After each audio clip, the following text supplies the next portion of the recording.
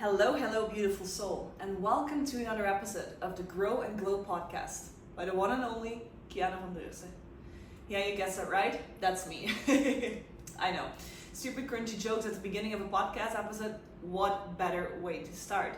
But yes, here we are again today after a little break that we had for about 2 weeks on the Grow and Glow podcast. But today we're coming up with a topic that triggered me and myself this very morning, and it is also something that I have been trying to break free from for quite a few years already, something that has held me back in past relationships.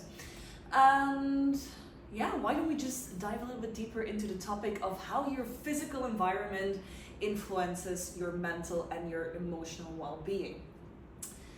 So this morning when I got up, I was just looking around my apartment and I was like, damn, Kiana, why did you not do the thing you always do? Why did you not clean up yesterday night before you went to bed? Because part of my evening routine is making sure that my living space is tidy for the next day, so that when I get up, the first thing I see is a clean environment, is a clean apartment. Because only that way I can guarantee myself that I get up with the right leg out of bed, so to say. And this morning that didn't happen because yesterday had been such a hectic day and everything was a little bit upside down, to be honest. And I decided to not clean up my apartment completely the way I usually do, because as I said, it's part of my evening routine. Usually I would go around my apartment and I would check if the pillows are properly on the couch. I would clean the surfaces in the kitchen. I would clean the surfaces in the bathroom. I would just make sure that everything feels right for me. However, yesterday I didn't do that, and then this morning I had to live with the consequences. I wasn't in the very best mood. I wouldn't say that I was in a really terrible mood either, but it was just, I felt a little bit burned out. I felt a little bit chaotic. I felt like I did not have the right energy to kickstart the day. But then again, that was my own fault. And as I already said in a previous episode in this podcast, it's always about taking extreme responsibility. It's always about owning up to your little mistakes or, owning up to your behavior. And I know very well that yesterday evening, I took the decision not to clean up my apartment again. So the consequence of that was that I would wake up in an apartment that wasn't as tidy and as clean as I wanted it to have a kickstart on a beautiful Monday morning. Happens, sure. But what can I learn from this right now for myself? First of all, my evening routine is great. Cleaning up before I go to bed really clears out like the clutter in my head. I also, before I go to bed, I usually write down my to-dos for the next day, so I make sure that I don't forget appointments, which I also did this morning. That I don't forget appointments, or just that I can go to bed with a clear head rather than, overthinking, okay, I need to do this tomorrow, I need to do that tomorrow, I need to call that person tomorrow. So what I really like to do in my evening routine is to make sure to write down whatever is going on in my head, even if it's just a brain dump. I love doing a brain dump because the brain dump allows me to go to bed with a clear mind. We just clean up the space and the space in our head and we're good to go. So that's one part of my evening routine, as well as creating that safe space that I can wake up to in the morning, as well as lighting a candle just to make myself feel relaxed. So that is definitely something I learned. I'm super happy about my evening routine. And actually when I posted about this in my stories this morning, I got quite a few people responding to that, like, hey Kiana, thank you so much for sharing that, because I always wonder why I cannot fall asleep immediately, but then again I start to overthink. Exactly, because too many things in your apartment are maybe laying around or are not tidy, and therefore there might be chaos in your head. I'm not saying this is necessarily true, because obviously that depends on person to person. For me, and apparently for quite a few people that are following me, it is that the physical environment really highly influences, their mental and emotional well-being, not just in the moment, but also maybe the day after, exactly like it happened for me.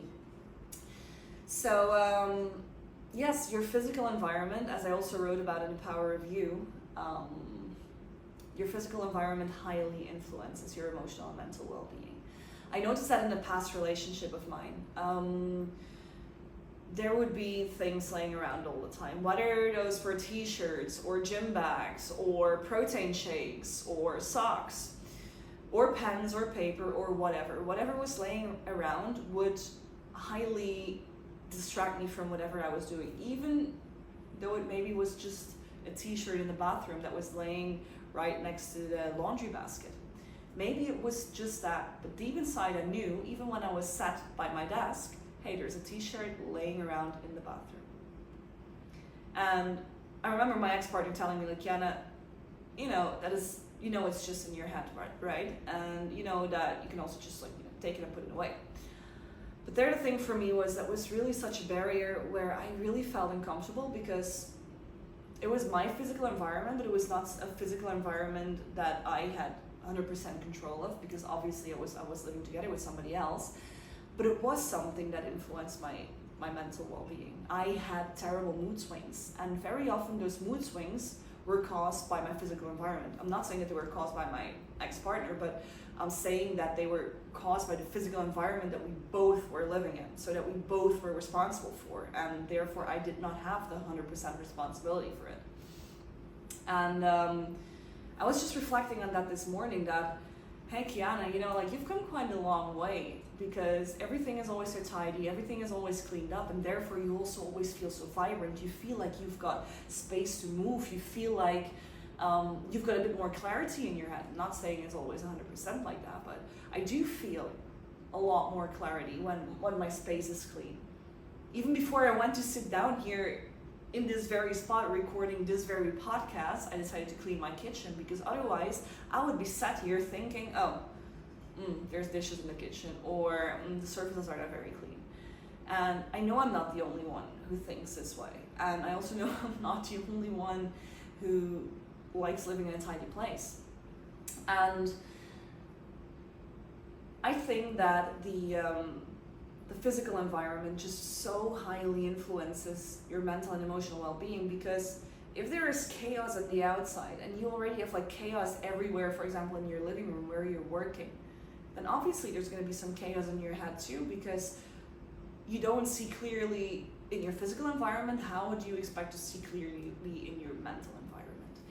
And for some people that might be totally BS that I'm saying here, but for me, that is exactly what I'm experiencing. For me, having a tidy space, a clean space, a nicely smelling space. Not sure if you can see it in the video, but I've got an incense here on my side, because it just gives me good energy.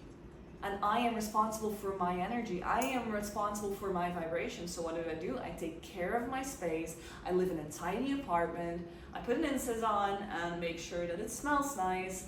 That is all your own responsibility. And for me, that was my responsibility yesterday evening, and I didn't live up according to what I had planned for myself.